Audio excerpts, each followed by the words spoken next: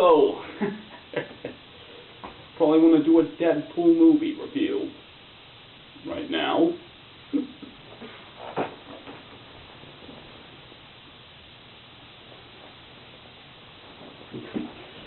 Okay, I'll start. This is, get my key credentials up here. This is my thoughts on the Deadpool movie. God damn it, it was good. People are asking, obviously the first thing they're asking up front, does the Deadpool movie deliver everything it promises? Yes, and then some. That's my answer. Obviously there's jokes, obviously there's lots of violence. It earns its R rating manyfold. It's got plenty sex references, plenty poop jokes. It has fourth wall breaking, not over the top fourth wall breaking, but it does have it. And it even does something clever with the concept, which is good, I think, because I'll be honest, fourth wall breaking was a novelty back when they did it in George of the Jungle. I thought it was hilarious. More recently, I think it's become played out. Deadpool makes it work mostly because he's Deadpool, and not everyone in this whole cinematic universe is doing it.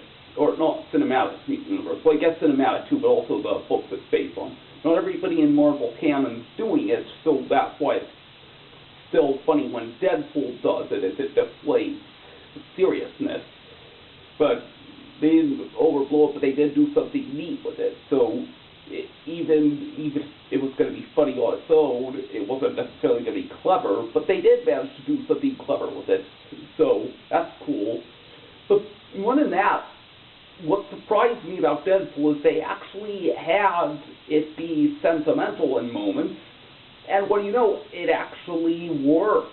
Like, not everywhere you see it in the work. Like, I don't entirely share Film Brain's disdain for Adam Sandler. He's hit and miss for me. Happy Madison in general is hit and miss.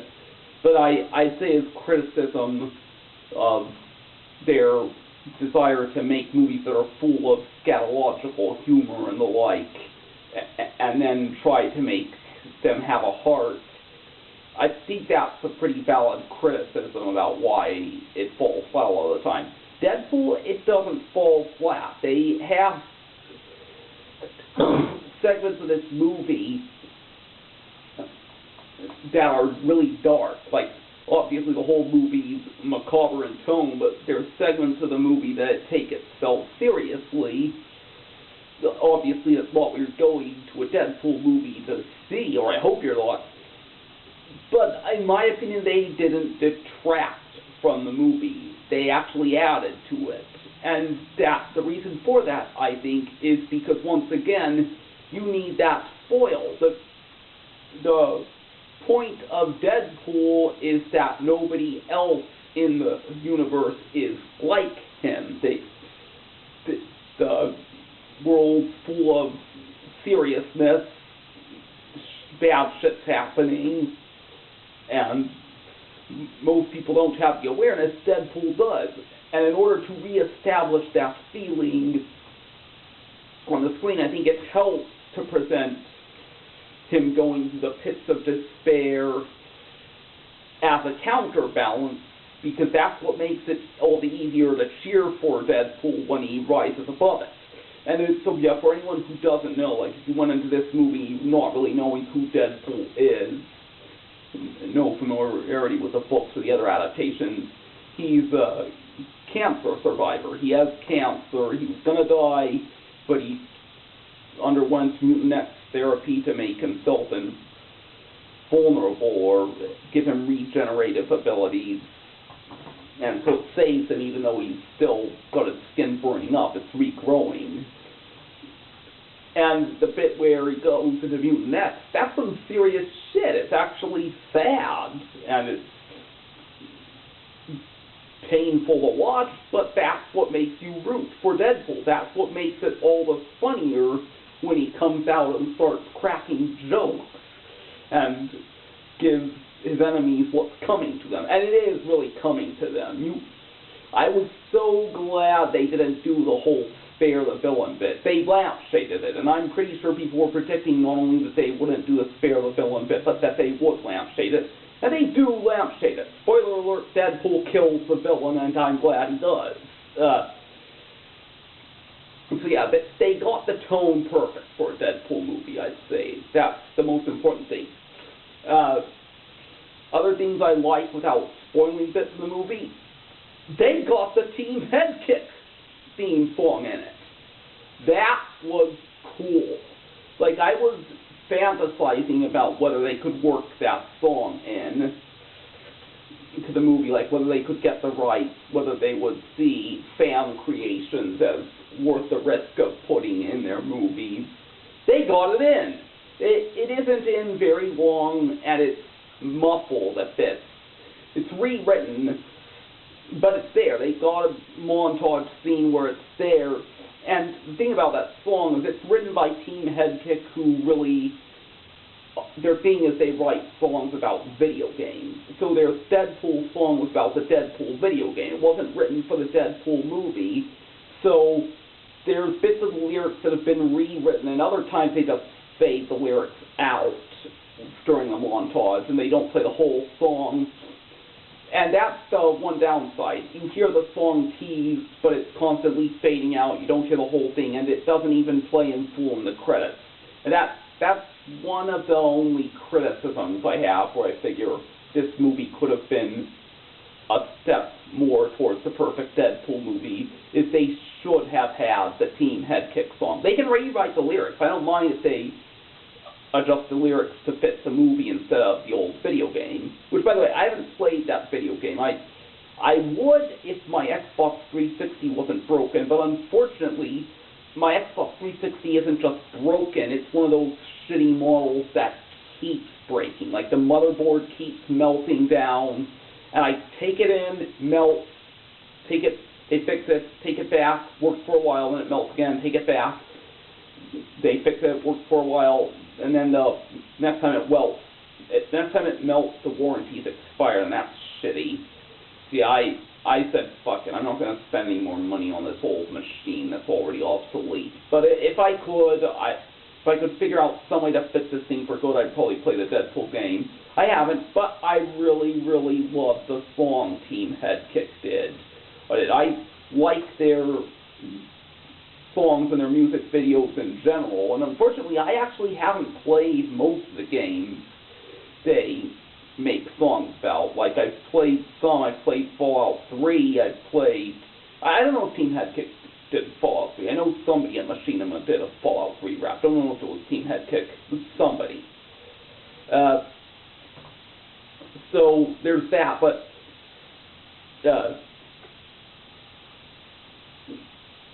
that's the only point where I think the movie underwhelmed. But I mean, it goes both ways, because I wasn't even legitimately expecting them to have the rap song from Team Headkick. And maybe they should. I mean, it's not like if I was Team Headkick and they asked me, can we use the rap song? Like, I wouldn't even have charged them royalty fees to put my song in a Deadpool movie. Like, if I wrote fan work about a piece of official media and people asked me to use it, I wouldn't charge money. Well, I guess it depends how much I did. But yeah, I'm very impressed it was there.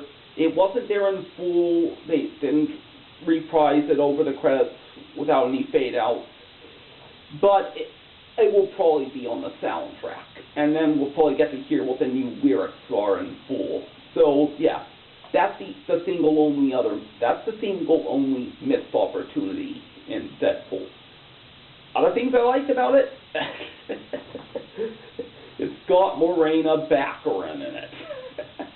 And this is just funny because I reviewed Gotham for Film Book. If people don't recognize the name Thomas Fairfield, yeah, I'm that Thomas Fairfield who writes for Film Book, and I reviewed Gotham. Recently, I started reviewing Legends of Tomorrow, too, and I've got a lot to say about that.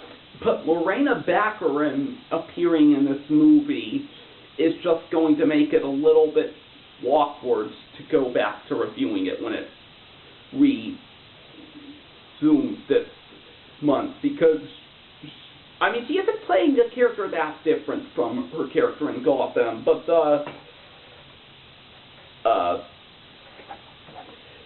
the media is immensely different. Like, the tone of the series, Gotham, versus the tone of this is incredibly different. I accept a bit with the serious part, but again, that's the point. The point is to have that seriousness as a foil to make it all the more special that Deadpool is Deadpool. Yeah, she's pretty good in this movie. She isn't the bit anyone's going to the movie for, but she does well enough. Also, Colossus from the X-Men. I actually wasn't expecting to see any X-Men. Maybe if I'd read more previews of this movie I would have, but I didn't expect anyone from the X-Men to be in, and that's partially because of the rights, and they make fun of that too in this movie, which is great. Because I must say, I really fucking hate this situation where superhero universes are cut into pieces and auctioned off to different studios one bit at a time. It just makes it such a fucking headache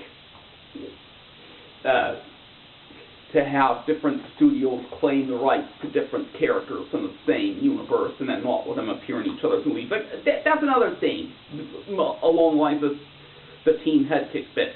If I was a movie studio who owned one Marvel character and some other studio that owned other Marvel characters wanted me to let them use that character in their movie, I would fucking say yes. I wouldn't hold that from them. I mean, that's fucking Sony's the reason we couldn't have Spider-Man in the Avengers movies.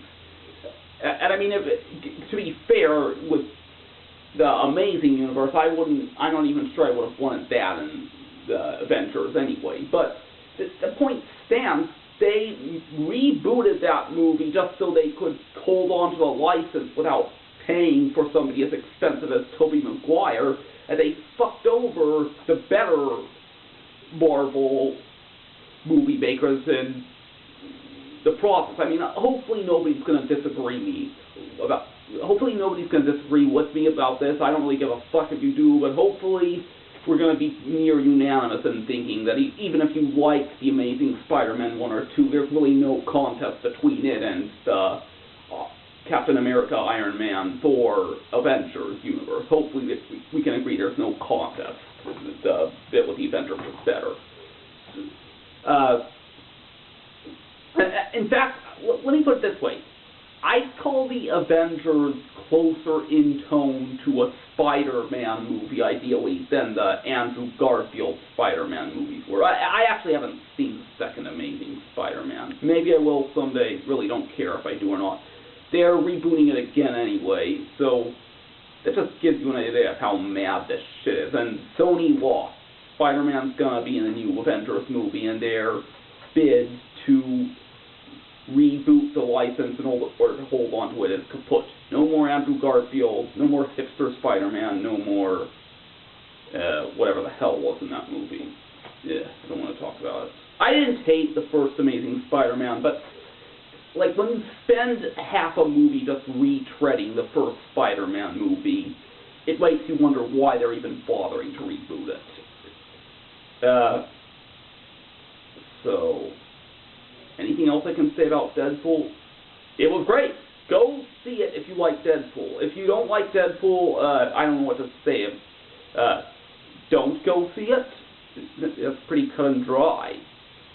But I don't know what else you could really say about Deadpool except that it's Deadpool. They nail a character. They get some other bits in like that you don't expect. Like yes, oh, there is something I could say about this movie.